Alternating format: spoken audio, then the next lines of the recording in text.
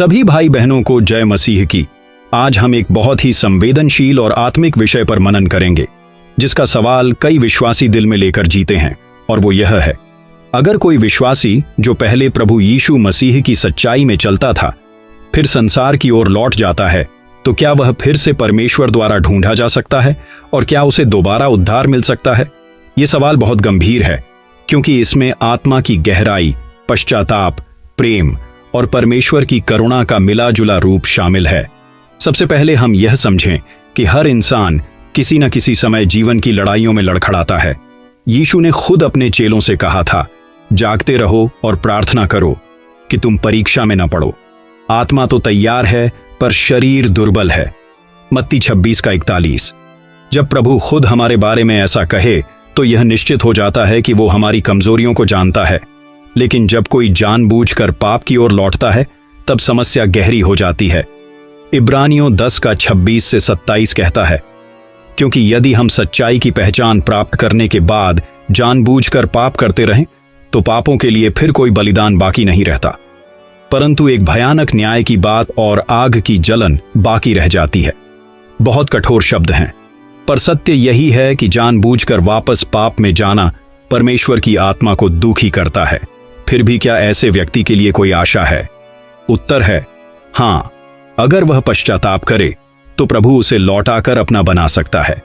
Bible में लूका 15वां अध्याय हमें चरवाहे की कहानी बताता है, जिसके पास 100 भेड़ें थीं और एक भटक गई। उसने 99 को छोड़कर उस एक को ढूंढने निकल पड़ा।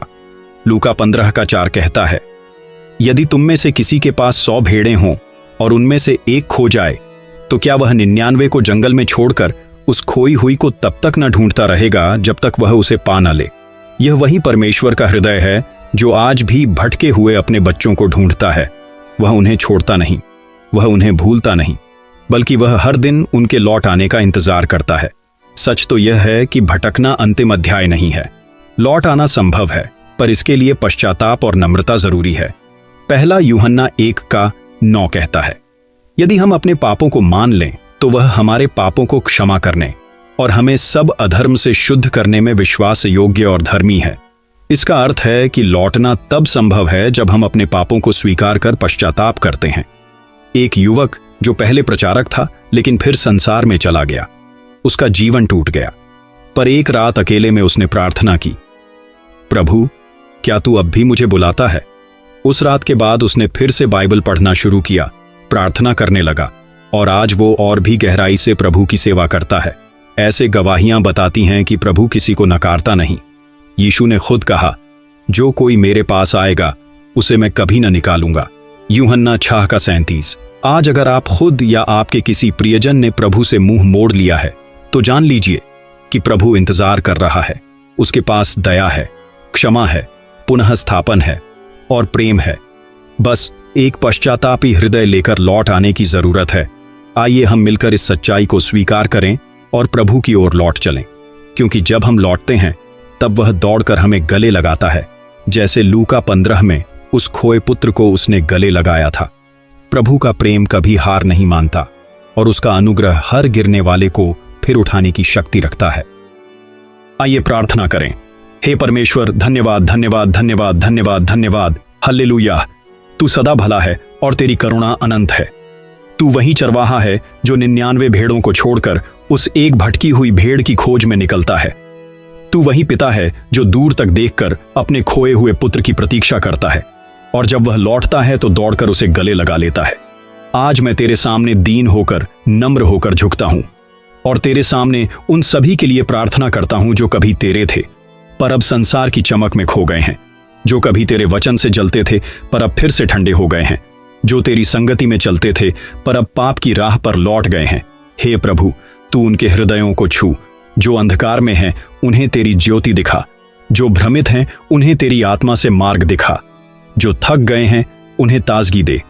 तू उन्हें स्मरण दिला कि वे तेरे हैं, वे खरीदे हुए हैं तेरे लहू से, तेरे प्रेम से, तेरे बलिदान से। उनकी यादों में तू फिर से अपने पहले प्रेम की सुगंध डाल।